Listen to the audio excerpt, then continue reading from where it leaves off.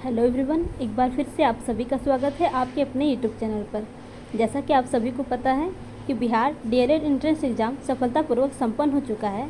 तो चलिए देखते हैं कैसे प्रश्न पूछे गए थे। तो पहला प्रश्न है, जहाँ कोई शब्द एक बार प्रयुक्त हो किंतु प्रसंग भेद से उसके एक से अधिक अर्थ हो, वहाँ अलंकार होता है। आपको बताना है कौन सा अलंकार होता है। तो आपका जो करेक्ट आंसर हो जाएगा श्लेष अलंकार। अगला प्रश्न है, पीपल पात सरिस मंडोला, पीपल पात सरिस मंडोला, इसमें कौन सा अलंकार है। आपको बताना है इसमें कौन सा अलंकार है। तो आपका उपमा अलंकार करेक्ट हो जाएगा। अगला प्रश्न है, श्रृंगार रस का स्थायी भाव क्या है। श्रृंगार रस का स्थायी भाव क्या है। तो आपका रति करेक्ट हो जाएगा। अगला प्रश्न है, विभत्स रस का स्थायी भाव कौन सा है। विभत्स रस का स्थायी भाव कौन सा है। तो आपका जुगुप्सा करेक्ट हो जाएगा। अगला प्रश्न है, रोला के प्रत्येक चरण में कितनी मात्राएं होती हैं। रोला के प्रत्येक चरण में कितनी मात्राएं होती हैं। 24 मात्राएं होती हैं।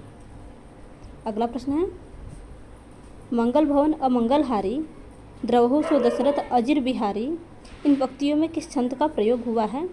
तो आपका चौपाई करेक्ट हो जाएगा।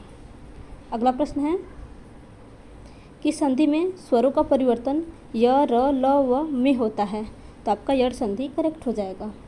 अगला प्रश्न है, सूर्योदय का संधि विच्छेद क्या होगा। तो सूर्योदय का जो संधि विच्छेद होगा आपका सूर्य प्लस उदय। अगला प्रश्न है, लघुर्मी में कौन सी संधि है। लघुर्मी में कौन सी संधि है। तो आपका करेक्ट ऑप्शन दीर्घ संधि करेक्ट हो जाएगा। अगला प्रश्न है, तुम उसे पत्र लिखो, यह कैसा वाक्य है। आपको बताना है यह कैसा वाक्य है। तो आपका आज्ञावाचक वाक्य है। अगला प्रश्न है, लोहे के चने चबाना मुहावरे का अर्थ क्या है। तो कठिन संघर्ष में फंसना। अगला प्रश्न है, आरोहण में किस उपसर्ग का प्रयोग होता है। तो आरोहण में आ उपसर्ग का प्रयोग होता है। अगला प्रश्न है, संज्ञा के अंत में लगने वाला प्रत्यय कहलाता है। संज्ञा के अंत में लगने वाला प्रत्यय तद्धित कहलाता है। अगला प्रश्न है, हिमालय पर निवास करने वाले के लिए एक शब्द है आपका, वो आपका करेक्ट आंसर हो जाएगा हिमवतिक।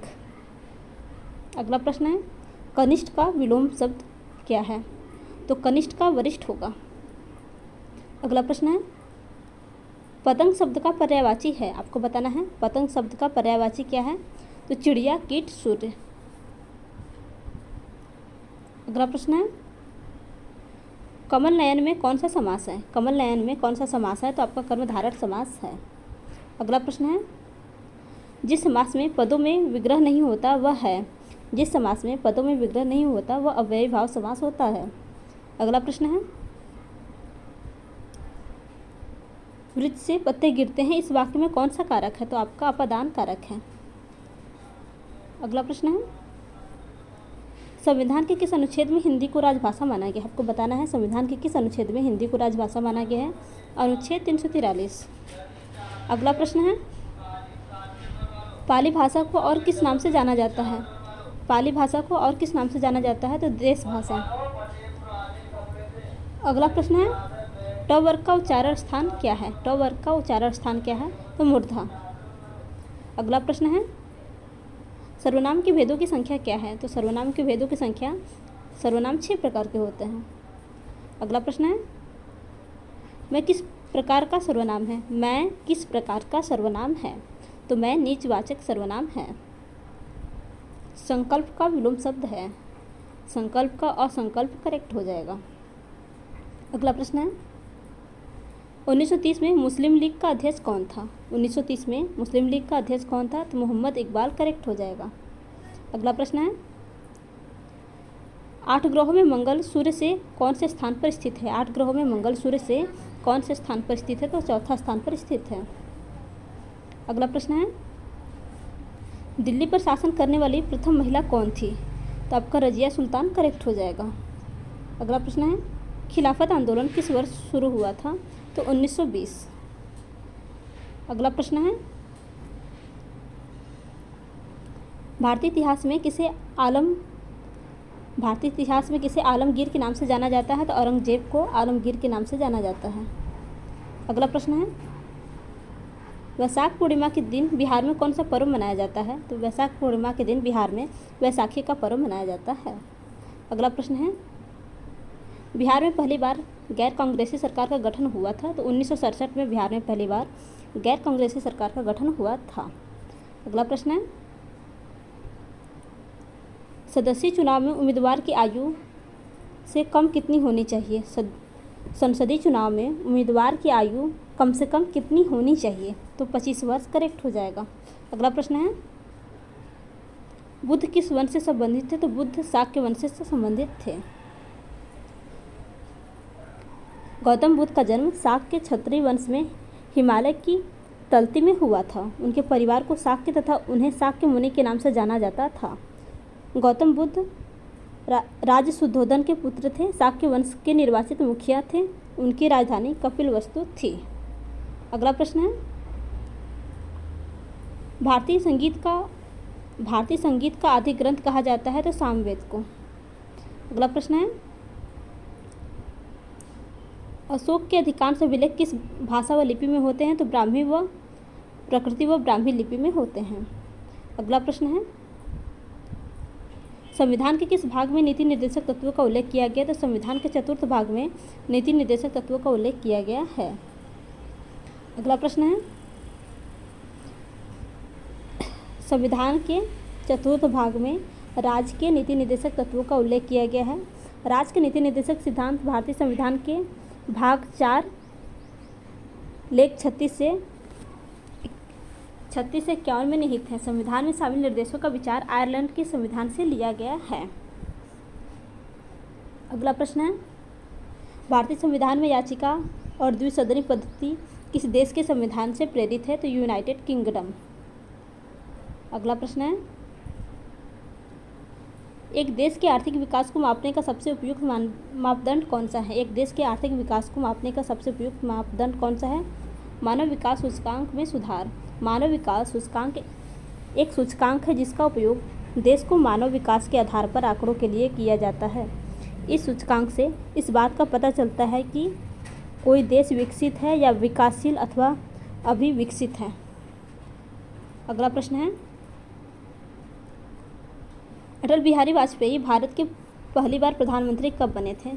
तो इसका जो आपका करेक्ट ऑप्शन हो जाएगा आपका 1996 करेक्ट हो जाएगा। जनता के बीच प्रसिद्ध अटल बिहारी वाजपेयी अपनी राजनीतिक प्रतिबद्धता के लिए जाने जाते थे।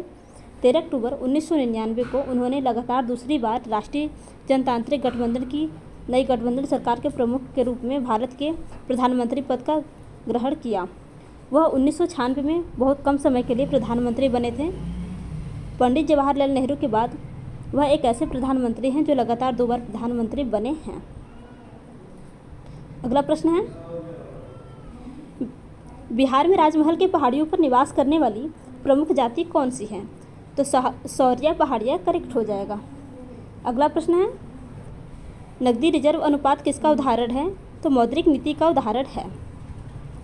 अगला प्रश्न है, एक व्यक्ति ग्राम पंचायत की सदस्यता के लिए चुनाव लड़ना चाहता है तो उसकी उम्र कितनी होनी चाहिए? तो आपका इसका जो करेक्ट ऑप्शन हो जाएगा 21 वर्ष या इससे ऊपर। अगला प्रश्न है, पटना में अनुशीलन समिति की शाखा स्थापित की थी?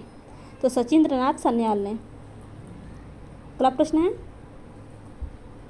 अंतर्राष्ट्रीय मानव अधिकार दिवस मनाया जाता है तो 10 दिसंबर को। अगला प्रश्न है, डीएनए डबल हेलिक्स का वर्णन किसने किया? वाटसन और किक ने। अगला प्रश्न है, ग्लिसरीन का शोधन निम्न में से किस विधि द्वारा किया जाता है? तो निर्वात आसवन विधि द्वारा किया जाता है। अगला प्रश्न है, किस घटना की वजह से पानी की गिलास में नींबू रखा अपने वास्तविक आकार की तुलना में बड़ा दिखता है? तो प्रकाश का अपवर्तन के कारण। अगला प्रश्न है, कागज का जलन किस प्रकार की विक्रिया का उदाहरण है? तो रासायनिक विक्रिया का उदाहरण है। अगला प्रश्न है, द्विफोक्सी लेंस का आविष्कार किसने किया था? तो बेंजामिन फ्रैंकलिन ने किया था। अगला प्रश्न है, रतौंधी किस विटामिन के कारण होता है? तो विटामिन ए के कारण होता है। अगला प्रश्न है, खाद्य ऊर्जा को किस इकाई से माप सकते हैं? तो कैलोरी से। अगला प्रश्न है, ध्वनि की चाल अधिकतम होती है तो निर्वात में ध्वनि की चाल अधिकतम होती है। अगला प्रश्न है, किस रंग का प्रकाश अपवर्तनांक सबसे कम होता है? तो आसमानी रंग का प्रकाश अपवर्तनांक सबसे कम होता है। अगला प्रश्न है, पदार्थ की चौथी अवस्था क्या कही जाती है? तो प्लाज्मा। अगला प्रश्न है, शुद्ध जल का पीएच होता है? तो शुद्ध जल का पीएच 7 होता है।